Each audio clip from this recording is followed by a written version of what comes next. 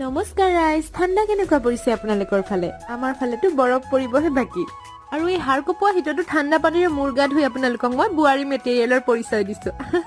আৰু ব্ৰেকফাষ্টটো কৰিলৈ মই আপোনালোকক দেখাইছো মইনো কেনেকৈ চেম্পু কৰো। চেম্পুৰ কোৱান্টিটি বচাবলৈ আপুনিও এনেকে পানীৰ লগত মিক্স কৰি লয়নে?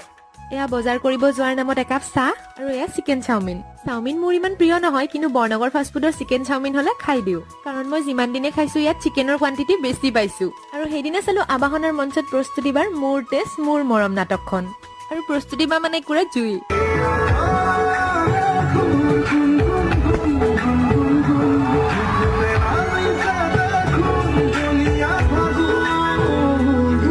আবাহনৰ মঞ্চ মানে যেনে আবেগ, আৰু সেই আবেগৰ কাৰণ হল আমাৰ প্ৰস্তুতি বা। অকে, এতিয়া আহিছে আমাৰ তিনিজনীয়া পৰিয়ালটিৰ কাহিনীলৈ।